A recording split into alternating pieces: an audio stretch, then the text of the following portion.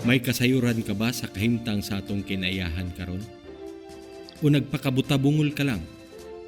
Magpakabana ug paminaw sa mga hisgot-hisgot sa Goodland. Ang Goodland usa ka non-profit organization nga ang tumong mao ang paghatag proteksyon ug hibaw alang sa atong kinaiyahan. Busa, ayaw palabya ang maong higayon. Paminaw sa mga hisgot-hisgot sa Goodland. Diri sa Radyo Natin FM 102.9 MHz sa dial sa inyong mga radyo. Mga hisgot-hisgot sa Goodland, matag Miyerkules, alas 6 hangtod alas 7 sa gabi. Mga higalang tigpaminaw sa ato programa nga Hisgot-Hisgot. Mayong gabi kanatong tanan. Sa ngalan sa Goodland nga asosasyon sa niining Sibihanan 102.9 Radio Natin FM, kay Sir Boy Espina nga tag-iya niining mong Sibihanan mayong gabi. Diya sa Barangay Baod, sila ni Julius sa Fishermen Association sa Barangay Baod.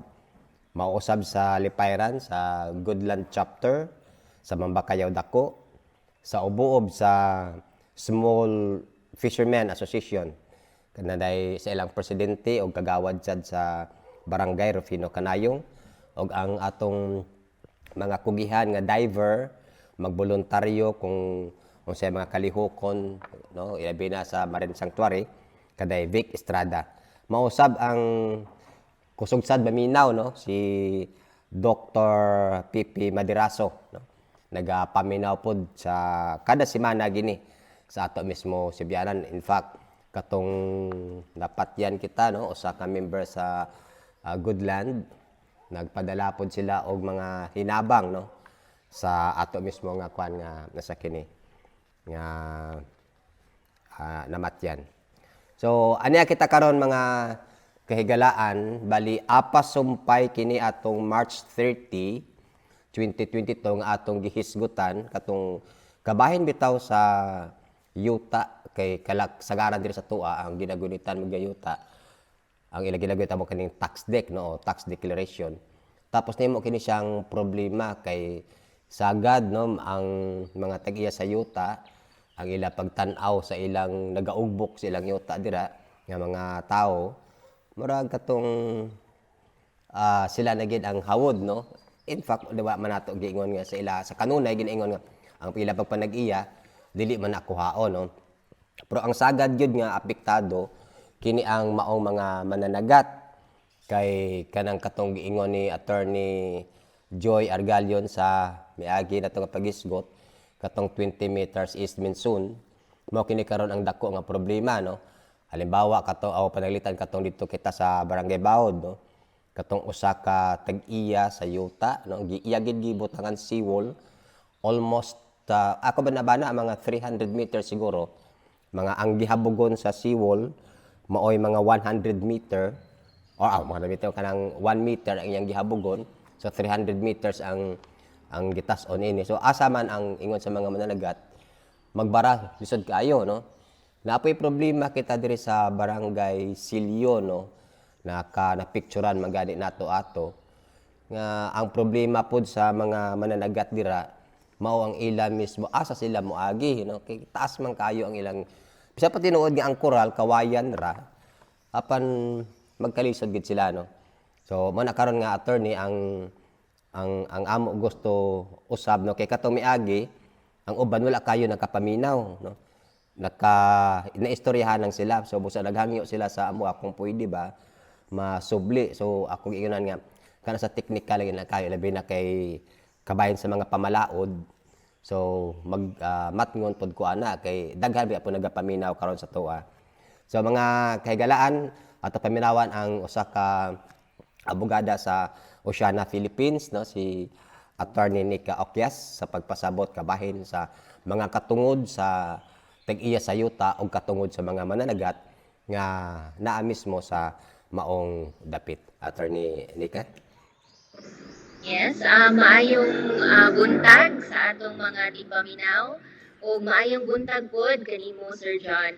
Daghang salamat sa pag-imbitar kanako karon During the previous interview with Attorney Joy, I was supposed to join, but nagka-overlap man gud ang among activities. But anyway, I trust nga nakadiscuss na initially si Attorney Joy about this issue sa inyong mga legal concern. And sakto ba nga naapod to yung mga audience before na nagpangutana po ni Attorney Joy during your program, Sir John? Amo sila gidapit katugid ang apektado gid mismo sa maong dapit. Kay ingon nila asa naman namo ani ibara ang amo sakayan. Ang sakaron gani sa silyo ang uban pamaligya na nila ilang sakayan kay asa man kuno nila barahon labi na magangin hangin. Nabaldagin ba nila pagpanagat. Okay.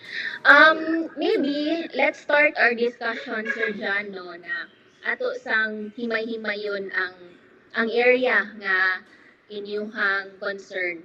So, primarily, gitawag ni nato siyang atong dalampasigan or atong baybayon, atong foreshore area. Sakto ba, Sir John? Oo. Ang sa dagat, naa tay gitawag nga foreshore area. Nasa tay gitawag na shore. Ang ganing foreshore, public property yun ni. No doubt, it's part of public domain. Meaning, ang nakatag-iya ani ang atong estado. Ang ganing foreshore area, mauni siya ang part nga matabunan o during high tide, low tide. Covered alternatively during high tide, low tide. So, the whole extent of that, mao nang gitawag nga to nga foreshore area. Mao kani ang nag-divide sa kadagatan ug sa dry land. So, that's what we call foreshore area. Adjacent, tapad ang foreshore area, gitawag nga to nga shore area. Ang shore area, mao kani siya ang dry land or if bason pa, mao ni siya ang dry area nga subject sa atong gitawag nga easement rules. Meaning, while ang foreshore area, it's really a public domain, ang ganing shore area, it may be subject to private ownership. But not entirely, ha? It may be subject, some parts may be subject to private ownership and some parts may be subject to public ownership. Kay, masubject man siya sa atong easement zone requirements. So, ang kaning inyong, if you can recall sa previous discussion siguro ni Atty. Joy na mention ang kadtong easement requirements nga nakabutang sa atong water code. 3-meter easement zone, ang required sa rivers, 20 meters, ako ba? 20 meters sa agricultural area, 40 meters sa forest area. So, how do we determine if agricultural or forest area ang maong lugar? Makita na nato sa comprehensive land use plan sa inyong local government, sa munisipyo, or pwede po nato i-check sa Department of Environment and Natural Resources Office. So, nga na nato ma-determine kung pila ka meters ang dapat i-comply nga easement. Ang kaning easement zone,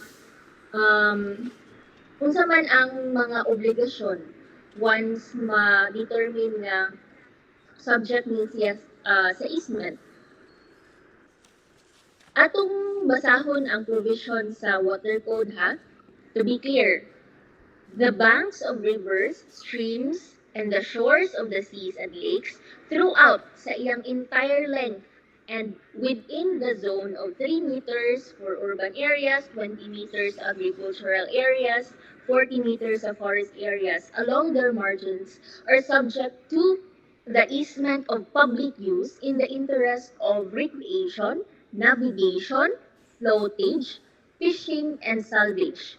No person shall be allowed to stay in this zone longer than what is necessary for recreation, navigation, floatage, fishing, or salvage, or to build structures of any kind. So kana, klaro kaayo ang atong provision, no? Atong himay-himayon. Throughout daw sa entire length aning easement zone. For example, if agricultural area, So throughout sa 20 meters, 20 meters na easement nato, wala kay dapat i-build na structure or dili ka magstay nga longer than what is necessary for recreation or kanang paglingaw-lingaw, sa navigation, sa floatage, sa pagpangisda, fishing, and salvage. If for example, if naay mga barko nga naguba, so mga gitawag nato na salvage. So, clear kaayo, ang last sentence nga akong gibasa, nagsulti gyud nga no person shall be allowed to stay in that area longer than what is necessary or to build structures of any kind. So that's really clear. Any structure of any kind, whether permanent ba na or temporary, kay kahoy lang ang inyong gibutangan ha without permit, dili gyud na siya pwede. And okay, so I think that's clear, no? And if we go to the provisions sa atong expanded National Integrated Protected Area System or INAIPAS Act, let me confirm lang, Sir John, if ang inyong area is covered by the Tanyon Strait Protected Seascape. Ang kanini ang sa Baod, dili na siya maapil sa Tanyo na asa sa Visayan Sea, facing to Visayan Sea. Tapos ang sa Silion, murag dili pod sa Visayan Sea na siya kay facing sa diri pod sa Cebu. So may murag may portion na nga murag iya sa Tanyon Strait kana dirang dapita. So, ug dili siya covered sa Tanyon Strait Protected Seascape, dili mo apply ang NAIPAS. But if ang area is covered by the Tanyon Strait Protected Seascape, of course, ang provision pod sa atong INAIPAS Act mo apply. Sa INAIPAS, medyo stricto ang atong protection nga gihatag sa balaod kay ang nakabutang yun nga is within 40 meters. 40 meters easement zone ang applicable for all protected areas like the Tanyon Strait Protected Seascape.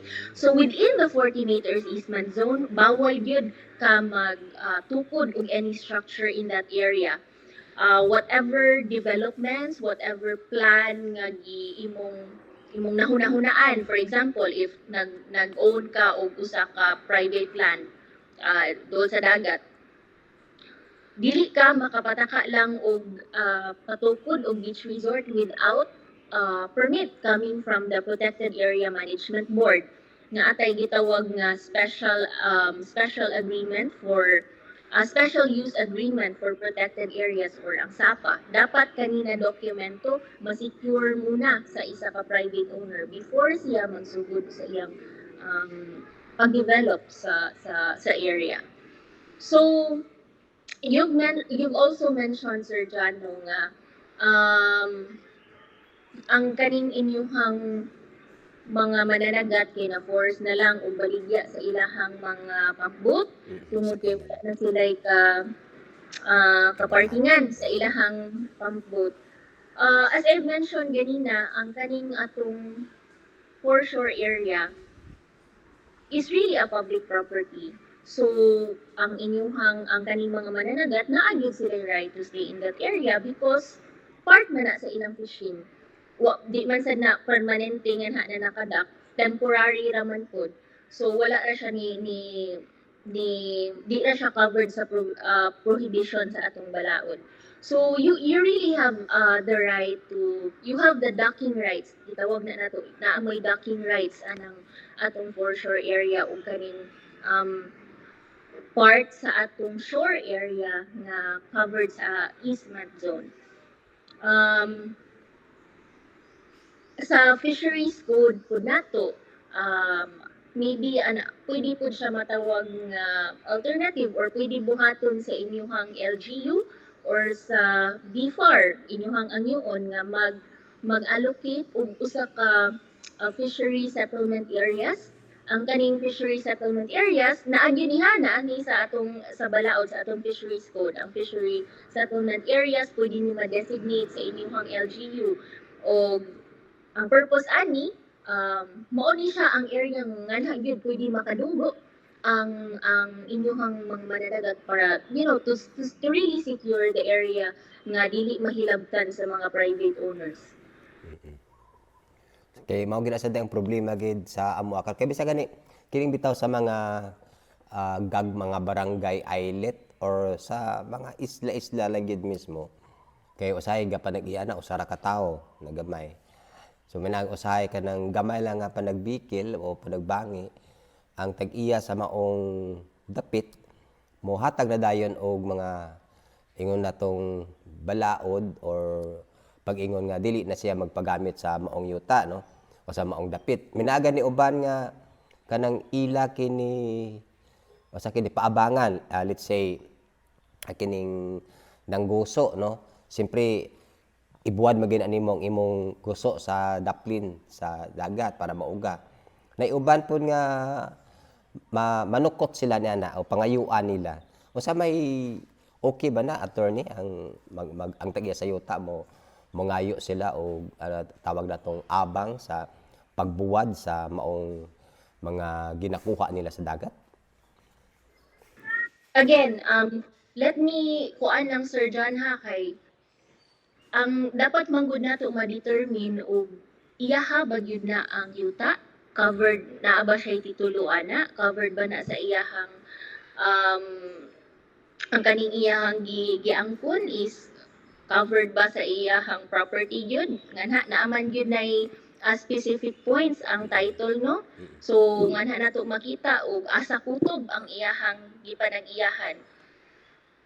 Og ang one concept pod na dapat natong timan-an kay naatay gitawag nga preferential right sa kaning mga adjacent owners naana sa atong balaod naa sila'y preferential right. Unsa may pasabot ani og for example ang kaning private owner mag-apply siya og any permit, for example kaning SAPA, common man gyud ang SAPA no, special use agreement kuhaon na nato sa Department of Environment and Natural Resources. Ang DNR ang mag-grant ana na permit. Naay preferential right ang private owner nga siya ang mahatagan sa license or any permit. But wa na nagpasabot nga automatic siya ra gyud ang automatic siya ang matagaan. Ug naa pay other parties nga nag-apply o makita pod nga mas maayo nga sila ang magrantan, pwede po na. Naalay preferential right ang private owner. So, we go back to your question. Dapat nato i-determine kung covered ba na abay katungod ang private owner ana na property kay kung ang kaning area nga gigamit sa ato ang mananagat or katong nagbuwad is part of the public domain, wala gyud katungod ang katong private owner to demand anything. Kay ang rights nato is equal. Dili siya ang iyahang right is no greater than the rights of other people. But pasabot nga sayop ang ilang ginabot. Actually diri sa mga attorney may mga maihap lang gid ang mga tao diri sa bantayan nga aduna sila'y gitawag nato nga land title gyud na ginagunitan. Halos diri tanan almost gyud sa mga nagapuyo diri tax declaration yung gyud ang ila ginagunitan. Mo gading usa ka rason nganong gusto nila nga libkason ang pagka Bantayan Island Wilderness Area or protected area kay aron makapatitulo na sila sa ila nga yuta no. So mo nang mga dako gid karon nga mga problema kay usahay gahi bitaw pasabton kini ang maong tag-iya sa yuta kay sila man kuno nagabayad sa buhis no. So sa may mga pamaagi ana attorney nga aron nga mahatagan sila bitaw og mga dugang nga mga advices or mga ideya kabahin anang katong giingon nimo nga equal rights no sa tag-iya or and sa mao mismo mga manalagat nga igo lang nagdak sa ilang mga sakyanan pang dagat. In my opinion, Sir John, dapat yun nato if we don't want to go to the legal nga track, di na taganahan anang dugay manggod if musugod ta aning mga kaso-kaso.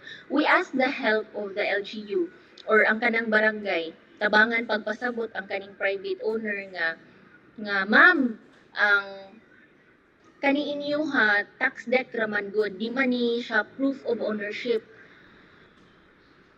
Settled yun na ha nga ang if tax declaration ra ang imong gikuptan, na mention mo na ang kanang area is a wilderness protected area, so lisod yun ang pagpatituluan na kay if ma-designate manggod ka as that type of classification, kay heavy food ang protection nga gihatag sa atong balaod. Unsa may purpose? Ang purpose really is to conserve and preserve the area, kay naatay yung mga protektaan nga species nga importante po to preserve the balance in our ecosystem.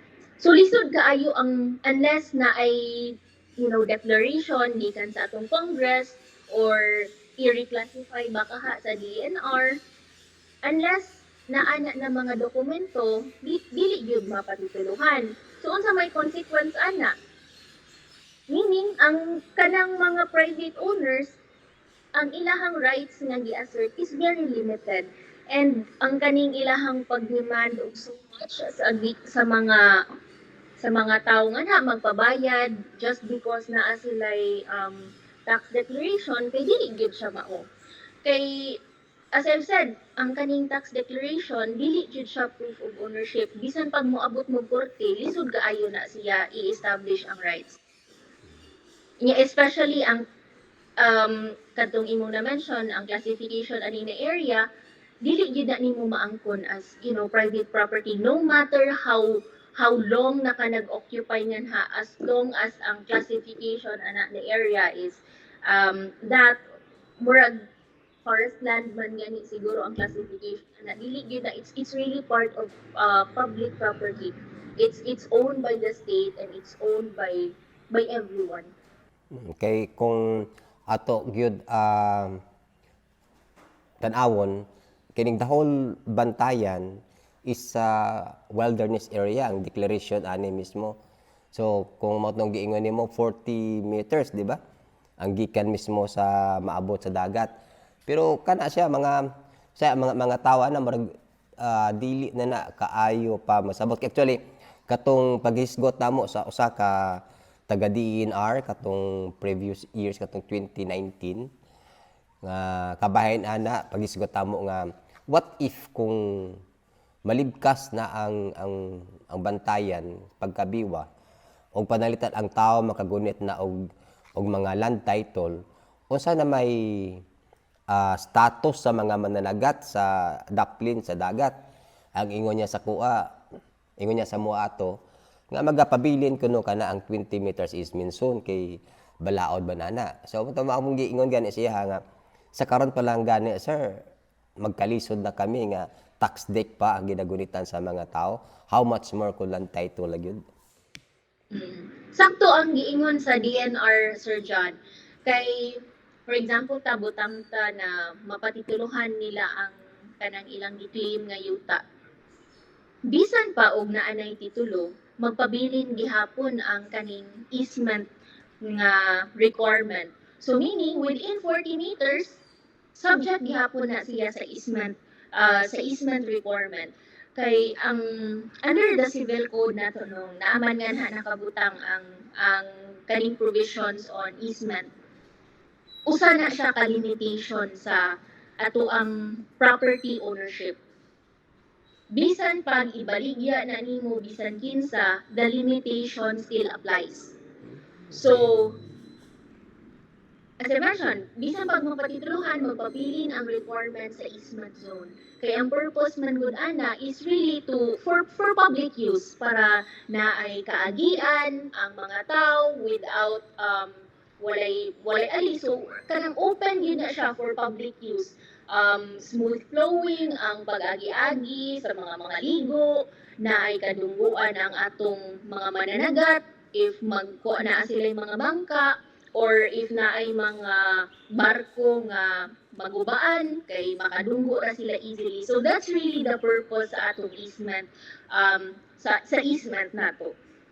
So bisan kinsa pa na ang maka-own sa property, mapatituluhan, bisan ang mayor pa na ang easement requirement magpabiling gihapon. So meaning attorney kanang giingon nga mangayo sila og atong gamiton to ng term nga abang no sa mga abi pa naton nagbuwad sila og mga seaweeds dira or nagbuwad sila sa mga pinikas nga mga isda dili na siya ba mahimo sa tag-iya sa yuta nga diri sa mga manalagat. Yes, if naana siya sa atong easement zone ha, kay dili na niya mabuhat, wala siya basis bisan pag naa siya tax declaration. Kay ang kanang easement zone nato is for public use. Okay. So, may na kay maklaro ba ang mga usa kini katungod sa mga matag-usa no sa tag-iya sa yuta or og sa mga mananagat kay na mag-usay ang mga mananagat attorney nga di maginakalikayan sa mga tawo nga kanang mainito no kanang usahay gani marag maghumot na mala nga ingon nila nga marag kanindot kuno usa na patayon na lang no ana pero kana siya usay ako iminon sila nga may napaman kitay mga pamaagi nga masulbad kana siya so ayo lang pag gamit ang imong kusog aya pag pinutong kay ang pagmahay baya kanunay gid nga naa sa ulahi pero mas sa pakaron pa lang nga daan imo nang timbang-timbangon no kay may punto katong miagi padata diri sa barangay Baod kanang tig-adra sa yuta i-mention ko na gid lang nga first ato gipapahawa niya ang mga nagapuyo no mga 118 household no gipahawa tanan o basa na istoryahan nato dito sa mga nagpuyo dito sa miagi nga bisag piso wala sila minahatag no so giguba no kay kung dili nila gubon ang ila kagalingon nga balay so ang tagi ako na sa yuta mo magpa-demolish no so ako sila gitambagan to sa una nga nganong dili kamo mag-try og suwat no anang inyong mga complaint ipadala nyo sa DENR kabahin ana kung unsay maayo nga mga buhaton para sa DENR pero wala gani usahay nga bisag pa maghatag ka mga advices sa ilaha ang kuwang gidiris mismo sa amo kaning gitaw na tong kaisog bitaw kanang may naagid sa kaugalingon ganiya nga kanang courage nga ako gani buhaton so ang mga lumulupyo o mga silingan kay of course aron mga malig-on ang ilaha mismo complain aw gina pagpirma mo pirmahin nyo na kay kung usara ka tawo or duha so sa pagi basi may tabo ra man na nga wa di nato mahibaw-an po ng mga pangunahuna diri sa DENR basi una-unaon nila nga siguro may naani say kasuko sa tag-iya sa yuta no pero ako ginan sila nga kung tanan kamo nga naapektuhan sa maong yuta ilabi na sa barahanan sa kayan sa sauganan ninyo kung magpirma so damhon gina una-una gina sa DENR nga kini tinuod og magpadala gid sila og mga tao sa pagsusi kung daon sa katinuod ang maong mga butang no so sa aman hangtod gikaron wala man gyud no wala man gyud sila hangtod dala nga na obrahan kini dirag seawall og sa pag-adto ko to katong March nga buwan mga March 30 atong buntag nakita ko dako mismo nga gipamutangan na structure para butangan og mga cottages kay buhaton man nila resort no may naa naman gani ito nakita ko nga gi-count na gin mismo ang daplin sa taas lang gamay kay buhatan og swimming pool so sa imong giingon ganiha nga sa ato balaod dili dapat butangan sa mga ingon ana pero nagapadayon karon ang ilang pagbuhat adto sa may maayo ana attorney. Well, I'm thinking pwede nato sukatan ang DNR Sir John. I-report nato nga mauni ang gibuhat sa foreshore area. That's one. Second, pwede nato duulon ang local government unit. Kay ang kaning LGU is really very powerful, especially ug naa sa within sa ilang jurisdiction no. Pwede man magtan-awo na sa LGU o makita nila nga nisupak yun sa balaod, ipa-demolish ang maong seawall. Aside from that, ang kanimanggong issue sa atong shore area no kay mo go back man gud siya on how the local government manages their coastline. Powerful ang atong local government because first naa sila ang local government ang naay power to classify the area. So ang kaning gitawag nato na comprehensive land use plan, very powerful kaayo ni siya na instrument kay ma-designate sa LGU og asa ra ang pwede i-develop na area as ang for residential purposes, commercial, whatever. Aside from that, naasay power ang LGU to pass ordinances to regulate the structures allowable nga itukod sa inyuhang foreshore area. So, pwede mabutang ngadto sa, maklarify yun sa inyuhang local ordinance nga bawal ang permanent structure in this area, bawal magtukod og seawall without, the necessary permit, bawal magtukod og whatever nga maka-prevent sa atong mga mananagat from docking their boats. Bawal ang mangayo og any bayad sa pagbuwad sa inyuhang mga nakuha. So, mao na siya. Ang kani siya na mga issues kay pwede yun ni ma-address sa local government unit ninyo. Pwede ninyo sultian ug naamoy mga champion sa local council to pass this kind of ordinance. Very helpful kaayo sa community. And it will address, not ang pag-address niya sa problem is not short term, no? But long term siya kay ang ordinance di man gyud mo expire unless butangan na tong expiration date. So, mo na siya ang indot kaayo unta nga buhaton.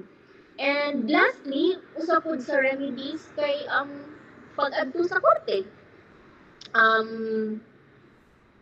Pwede magyud mo it's really a remedy available to everyone.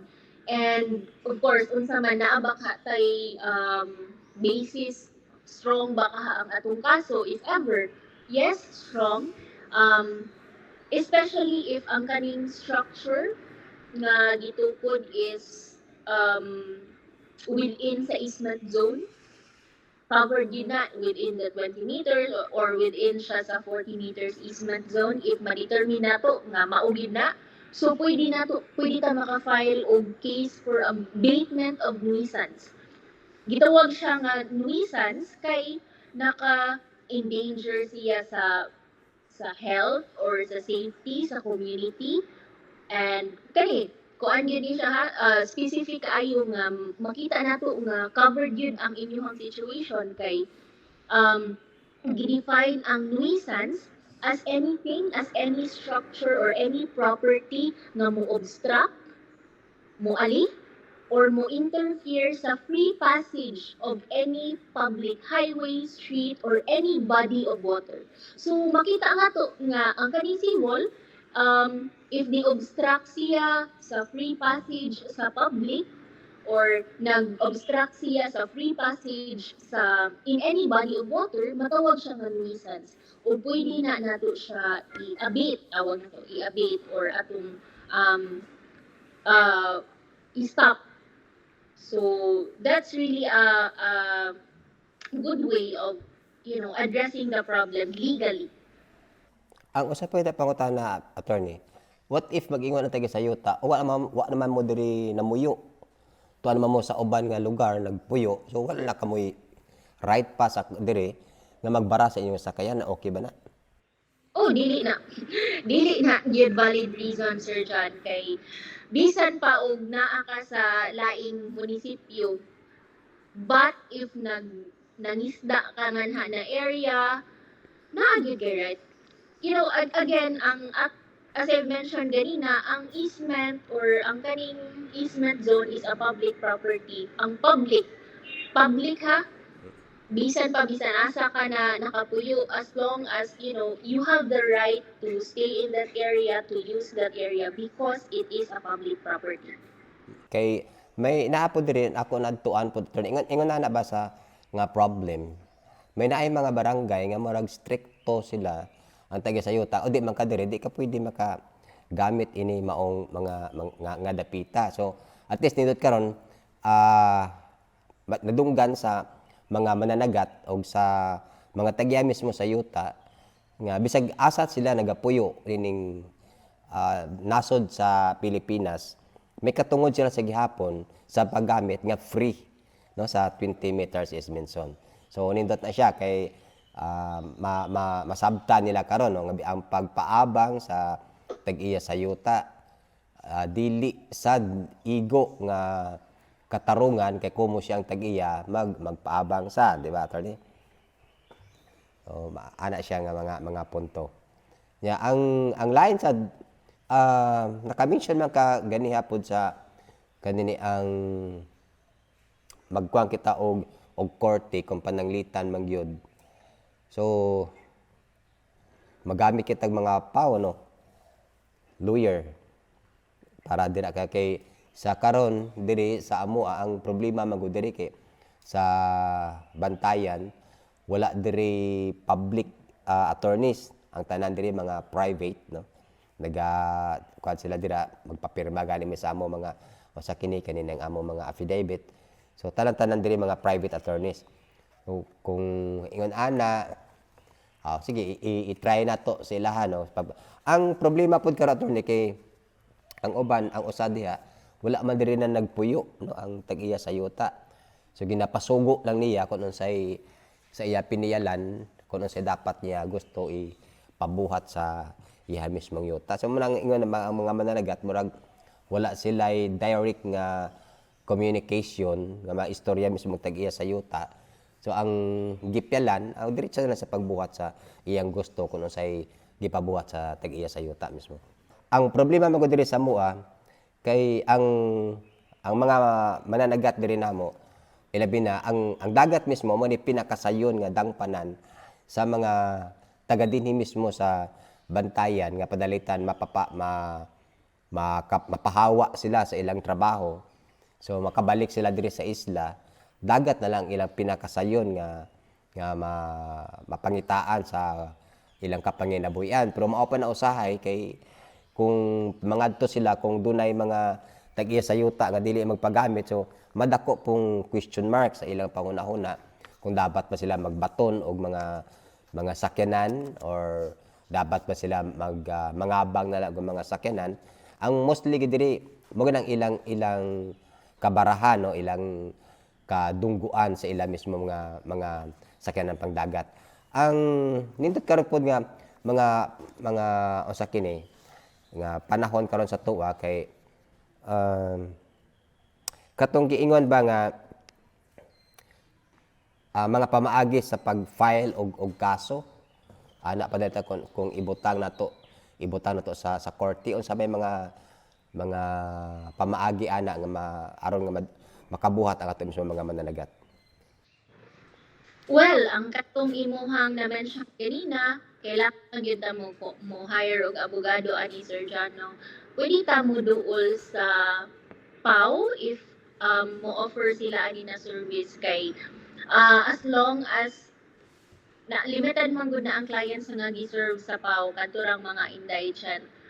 So dapat i-prove nato nga indigent ang clients nga moduol sa PAW. Kay kung dili indigent, i-refer man na ngadto sa papangitao na sila og mga private lawyers.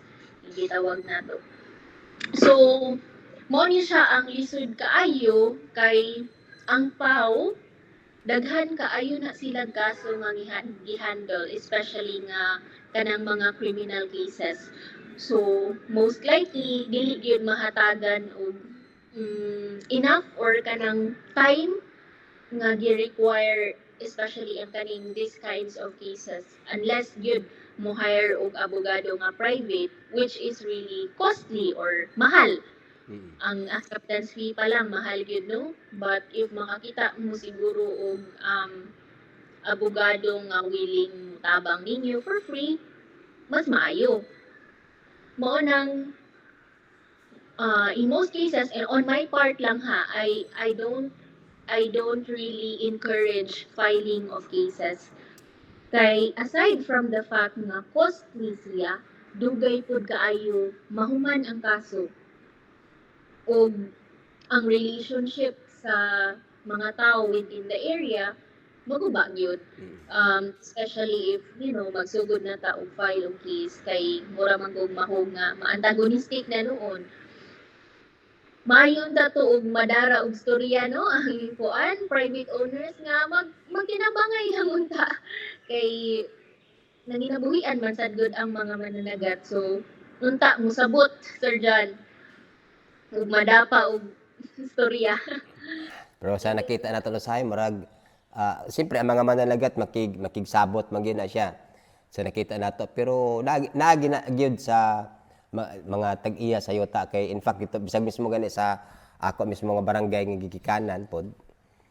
Nakita ko man dito nga iyamo kuno na siya nga bahin sa iyang mama. So nagsugod na magani siya dito og koral no gikoral ko mas lisod na siya kay kung gikoral patod marag may gamay nga space nga gihatag pero kung magdagko gyud ang bawd maglaing gyud ang panahon so ang tanan nga mga pampot ug sakayan ipasaka gyud na dinhi sa babaw nya kanugo na sa imong gikoral kay gub-on man gyud na siya ya di pud siya gusto nga gub-on kuno kay siya gud ang tag-iya sa yuta. How about kuan Sir John, inyong local government? Kaya ang local government man good, grabe yun ang power, especially sa council or sa mayor even. Na ay power ang LGU ninyo to enact protective measures para sa mga fisher folks. Protective measures may come in the form of designating a area nga exclusive ra gyud para sa mga pump boat, exclusive ra gyud na gamiton na dunggoanan para sa mga mananagat. So, pwede po siya nindot kaayo siya na alternative solution po sa inyong kaso. Unta naamoy mga champions nga sa inyong LGU nga makapasar og mga balaod nga pro fisher folks. So actually may katong gitawag sa miagi katong gitawag namon nga zoning ordinance kay usama pug kuana sa nagzoning sa lungsod sa Bantayan may naay mga dapit nga gi-declare nila mismo nga didto itaguon ang mga pump boat panahon sa dautan nga panahon pero sa nakita nato karon matag tuig nagadaghan gapuno ang mga pump boat ug ang maong mga area dili na gyud bastante pa nga ingon natong kabutangan sa kini mga bag-o nga mga pambot. So ang the only answer nila dira gyud mismo ang ilang tungod nga ginapuy-an kay dako pa man.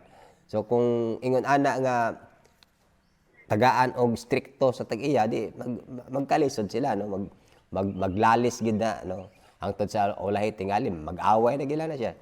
Ana nga kahimtang karon kay kini siya kung dili sakto tayo ni matur kung dili kini tagaan og tagaan og pagtagad sa mga LGU dako gyud kay bisan pa as in pharmacy at ako maginabasa ang mga municipal ordinances murag wa koy nakita nga adunay article or section sa maong mga ordinansa nga nagtudlo og mga lugar o nagbutang dira mismo nga ang daplin sa dagat o pila ka mga metros nga naa dira mahimo siyang public use mismo sa mga tawo nga nagapuyo diri sa ato mismong kalungsuran.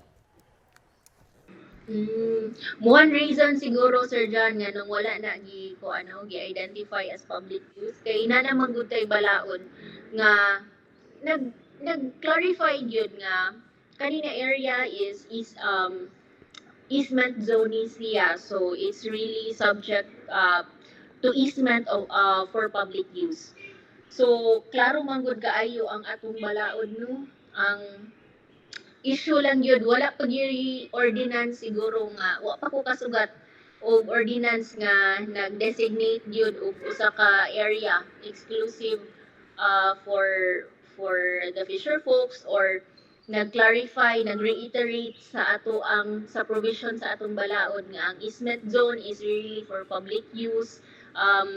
Bisan kinsa pwede makagamit nga naha, walay private owner nga makaangkon.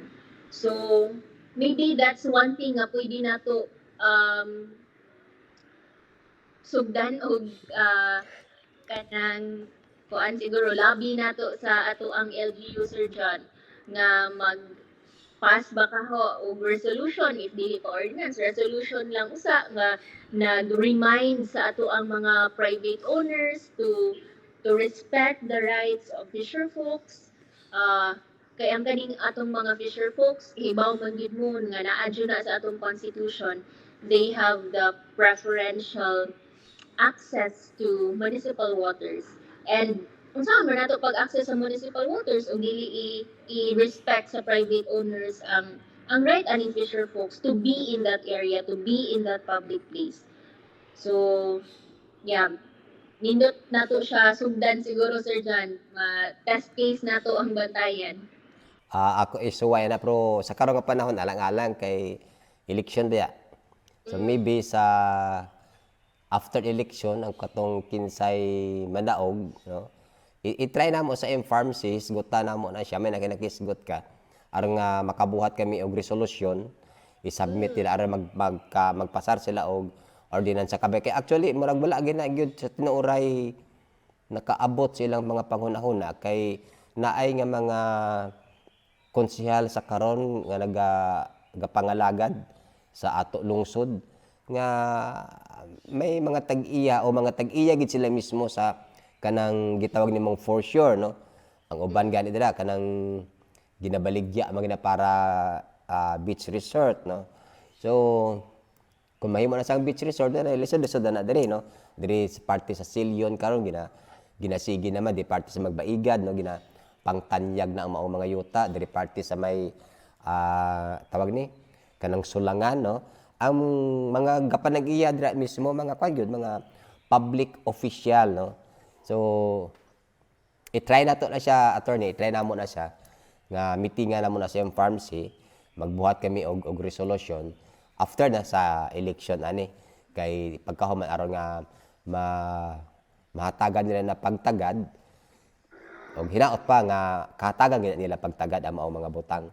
Kay base kung usay maguna-una sila kining giingon bitaw nga kanang kanta bitaw ni Madonna nga money changes everything. Na usahay nga kanang tungod sa kwarta nga ilang ginaapas, dako ang ilang kung ibaligya nilang yuta minilyon. So therefore dili nila usay paminawan ang sa kini mga panghuna-huna sa mga mananagat. Ang na silang huna-huna kung sa pagi nga mapadako pa gyud ang ila mismo nga mga sa kini kabtangan o bahandi, no? Ano siya attorney? Yes. Oo. Maybe, I will also raise this concern sa among mga mentors, Sir John, nila, Attorney Liza and Attorney Golly. Kay, ang kaning manggong issue ninyo about the easement zone, ang kaning dili na padunggoon ang mga mananagat, dili ra ni sa bantayan. No? I think all over the Philippines na agyan na problem. Most especially din sa Cebu. Daghan gyud kaayo ang Muduol, taga Barili, taga San Remigio. Same problem gyud sa inyo ha. And it's really concerning kay ang bantayan manggod kay gikuan gyud siya no in the future makuan na gyud na ma-resort resort na gyud siguro na tanan yan ha. So hunahuna nato asa na lang mo padungguon kay likely maumot gyud na ang mahitabo nga ma-displace gyud ang mga mananagat. So hopefully, maybe what you can do is start sa inyong LGU ang pharmacy kay pwede man gyud mo maka-recommend sa council to pass certain resolutions para mas mapabetter ang kinabuhi sa atong mga mananagat. And on our part siguro, maybe we can ask the help of mga sa DILG especially. Nindot kaayo ang DILG karon kay very ang ilahang mga gipang issue nga memorandum circular is really progressive, proactive, and para gyud sa mga tao. Recently, nagpasar sila og DILG Memorandum Circular 2022-018. So, gi-clarify, gi-remind sa DILG nga ang LGU kay naagyud sila'y obligasyon to ensure nga ang For any environmentally critical projects nga himuon sa LGU, dapat ikonsulta ang mga tao, dapat nag-undergo review process o dapat ang kanina mga plans kay consistent sa comprehensive land use plan sa local government unit, sa disaster plan sa local government unit. So, ang usapod na siguro strategy nga pwede na to buhaton para ma-urge jud ang atong local government unit to pass resolutions or ordinances nga pro fisher folks, pro mananagat. Mao na sa karon gyud tinori attorney nga wala gina karon no kanang giingon nimo ba nga dapat ang mga LGUs may naa sila ni ana maong mga gimbuhaton nga diin ang mga gikinahanglan mismo sa mga mananagat ilagin mismo sa mahatagan kini sa tawag sang free sila sa paggamit sa kadagatan, free sila sa paggamit sa gitawag natong foreshore para nga yun itong ang matag usaba kanang gawas noon gid sila nga diin bisag unsa orasa makadto sa dagat kay may nagi ako nakita pod nga gikoral niya no butan cyclone wire nya wala na sa cyclone wire napagid barbed wire no kada dako nga area paagian man kuno niya sa mga mananagat pero may time limit no may sa pwede ka mo makaagi diri ingon ani lang nga orasa pag-abot ning orasa isira ko na diri so ang nya panalitan karon mag-abot ang maong oras ug nya nagkusog ang hangin sirado naman asa man ka maagi aron ang imong mga pump boat o mga sakyan pangdagat matabangan nimo madali kini nga mapadaplin okay sirado naman ang maong mga butang so inautunta nga sa sunod no after this May 9, 2022 election sa mga buwan na sa July ang ila paglingkod hinaot nga kami sa MFARMC makabuhat na kami ana og mga resolusyon magkahiusa na kana so attorney ang imong mga panapos nga kanang istorya kanamo sa karon maybe ang ako lang yung ibalik ang storya no nga unta akong sugyot sa atong local government unit na tabangan in town ang atong mga municipal fisher folks kay kani sila ang panginabuhian na gyud nila ay pagpanagat ra gyud unya lisod kaayo hunahunaon nga mao na lang gani ni ang livelihood nga ilahang gidepend lisod-lisoron pa gyud sa mga private owners.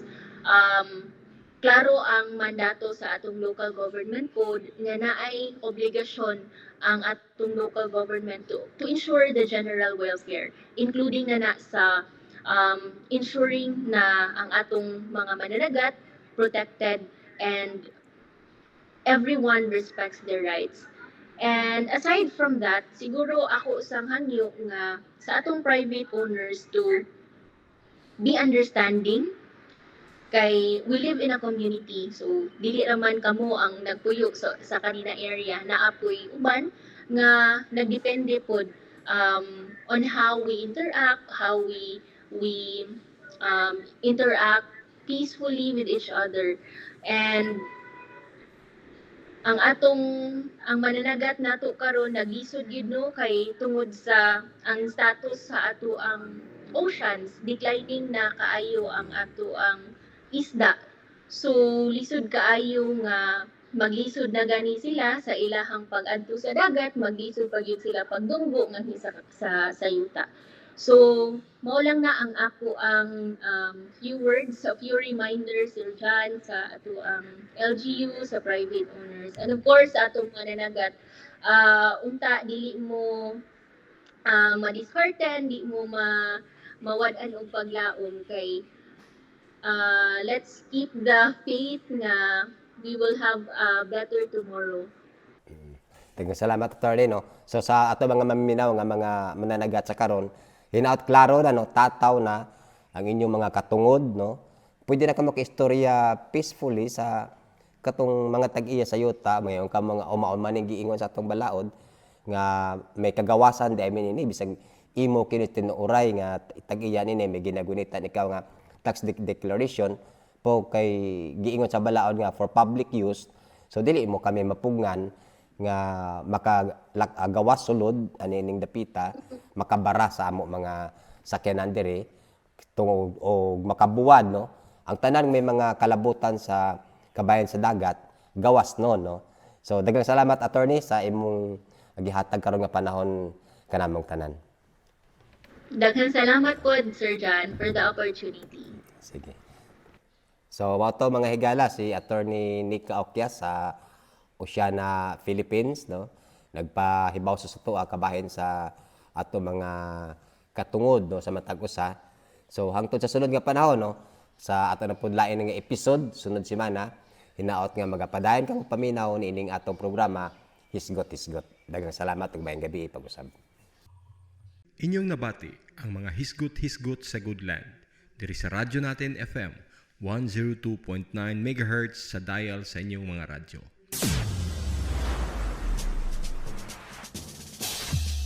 May kasayuran ka ba sa kahimtang sa atong kinayahan karon? O nagpakabutabungol ka lang? Magpakabana ug paminaw sa mga hisgot-hisgot sa Goodland. Ang Goodland usa ka non-profit organization nga ang tumong mao ang paghatag proteksyon ug hibaw alang sa atong kinaiyahan. Busa, ayaw palabya ang maong higayon. Paminaw sa mga hisgot-hisgot sa Goodland. Diri sa radyo natin FM 102.9 MHz sa dial sa inyong mga radyo. Mga hisgot-hisgot sa Goodland, matag Miyerkules, alas 6 hangtod alas 7 sa gabi.